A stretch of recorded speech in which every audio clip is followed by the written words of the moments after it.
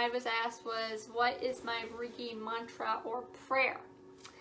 And that is actually the thing that I have the most difficult with. Not the hand positions, not the symbols or anything else. It's the mantra or prayer that I have a problem with. But that is because of basically everything that I've gone through in the past year, because I've had to reevaluate what I believe. So when I'm doing my incantation or prayer, it's very difficult because I'm not really sure what language I want to use. Because like using like God or Jesus or whatever, for me it seems very superficial. Like it seems very limiting. Like I don't really know how to explain that. It just feels like there's more. Because if you think about what God in essence is he said, you know, he's the Alpha, the Omega. He is I am. God just is. So to put any kind of limiting language on that for myself, I feel like it kind of is a hindrance. So the way that I go about starting my sessions and doing my mantra and my prayer is I'll just blanketly say universal power, which is the same as saying Reiki, because Reiki means universal power. So I'll say something about, you know, allow me to fulfill my soul work and to help the person that I'm healing or working with whatever issue. I'll kind of, like if you're going to pray over someone, I'll do the same thing where, you know, I'll pray about their issue and wish them healing for that situation. If there is a specific thing that I am working with the person, I'll usually look up a mantra ahead of time or during a session and work that in as well. Kind of the more basic one that I use is,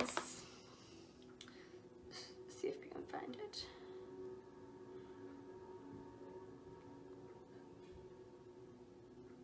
Is I'll use the chakra ones. So the crown, I'll say I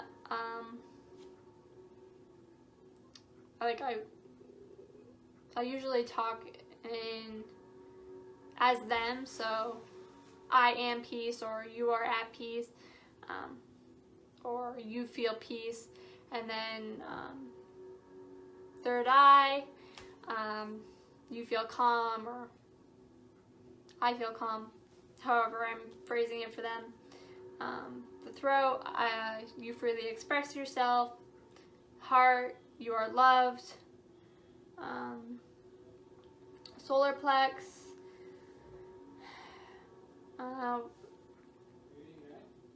I'll usually say something about willpower or drive or something related to that's applicable to the person that I'm working with. Sacral, sacral and root are actually where a lot of people have some issues, so those ones I definitely make more personal according to them. So the root, you know, wishing them security and in regards to the situation that they've disclosed to me. So that's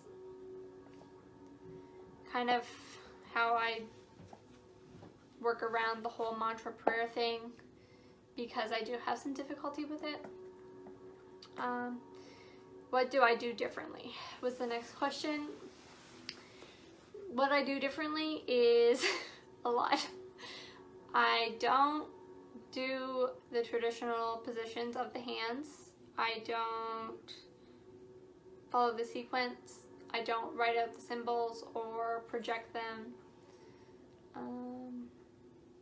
Those are kind of the bigger things. I do integrate my other therapies when I do Reiki, especially for distance healing, just because I find that it helps me connect better with the person and get a better reading. So I definitely utilize crystals.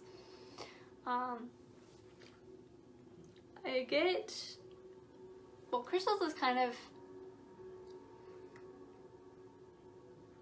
it can be a pro and a con, because crystals themselves have their own radial frequency. So sometimes the crystal itself can be giving off a different energy than the person, especially if, you know, I've forgotten to clean it properly, or if it's just absorbed energy over time and I'm not reading the situation correctly because, you know, I'm not being present in my own mind. But that's just a little bit of carelessness, not really any fault of the tools themselves. Ooh, favorite crystals to use with Reiki? Really any chakra set is great, especially for beginners. Thought I had some out. Let's see.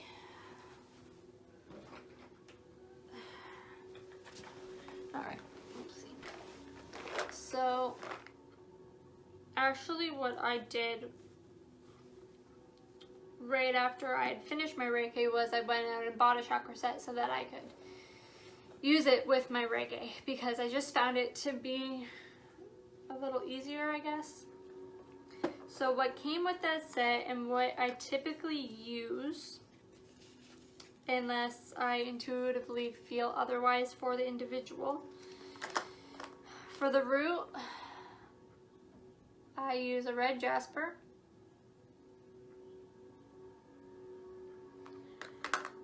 For the sacral, I use tiger's eye.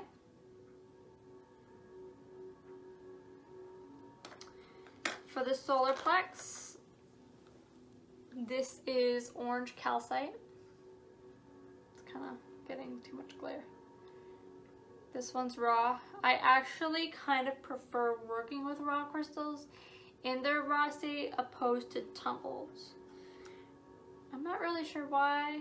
I think I just like the authenticity of them in that state.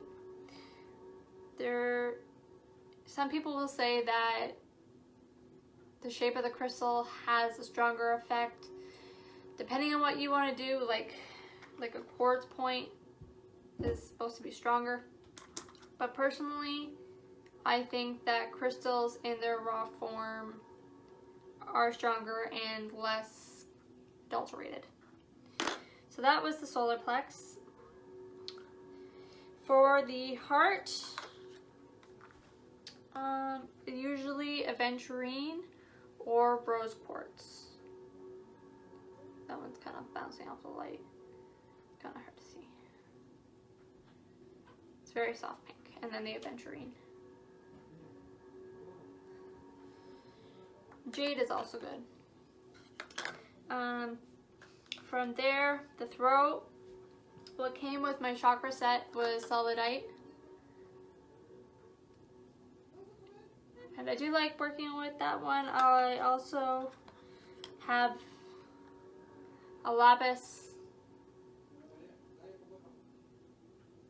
Not as fond as this one, but I do like the shape of that one. So that was the throat. Third eye typically is amethyst. This one is actually a little more white than purple. I will also sometimes use fluorite.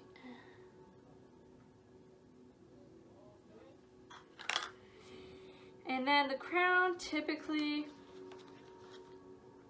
is clear quartz. I also recently got a glassol opal, and I used that I think today and yesterday, and I had pretty good reading with that one. So I think I'm going to use that one more. I also have this one, which I know is your favorite, Tiana. Selenite. I want a bigger piece. I've also, this one's actually a tumbled piece. I've read that there's actually some misconception with some of these out there, and that they are gypsum, or it's a classification of gypsum, but I gotta do more research on that. But those are what I typically use. Alternatively, for the solar plex, I do use the citrine, which is a really pretty yellow stone, which can also be used for the sacral. For the root, I also have tourmaline or smoky quartz, which can also be put at the base of the feet for grounding instead of at the root. And those are what I have and mostly use, but I need to go shopping. So that's what I do a little differently in my Reiki. But like I said, the lady who did it on me originally, she used like hot stones or something. So I don't know if they had like the symbols on them, or if she was just using like a hot stone therapy to promote, you know, that radial heat, because heat is its own frequency. But it was a nice compliment to the session. So there's definitely lots of different ways, if you're interested in getting into Reiki, that you can adapt it for yourself. And it's actually encouraged that you do that, and, you know, even take different Reiki courses through different schools, because different schools will have different ways of teaching and different suggestions of methods that they use, different symbols. And then they also suggested doing research into other things. When I was actually finishing my first level of Reiki, I was researching other holistic based therapies. So I had made a list of, you know, similar ones that I wanted to look into, which I'll actually get into probably next week a little more, which is reflexology, which is another one that's kind of trickled through my life and that has been very important to me. So reflexology is what I did after Reiki. Hey Brenda, welcome back. You actually need to get back to me about when you would like your reflexology session. And if anybody else wants reflexology that's in and around the Atlanta area, I have like 200 hours I gotta fill for my accreditation, so please let me know, because it is free and I will come to you. I just need my hours. I'm also interested in acupressure, which I will probably wait till next year to do, and also craniosacral, which I've had done on myself. Okay, sounds good. Yes, I know, I'm sorry, so far away. But craniosacral is a very interesting therapy if you want to look that up.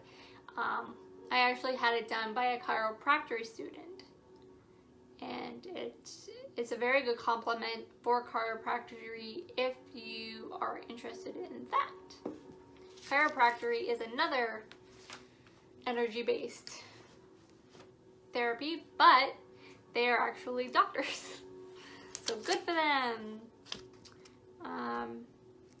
You also have music therapies, which are vibrational frequencies,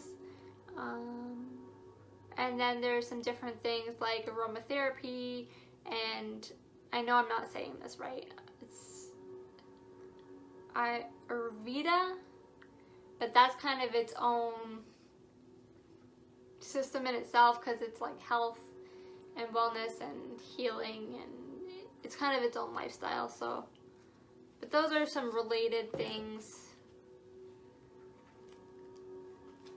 that are of interest to me personally, that are related to Reiki and what I will likely end up pursuing at some point.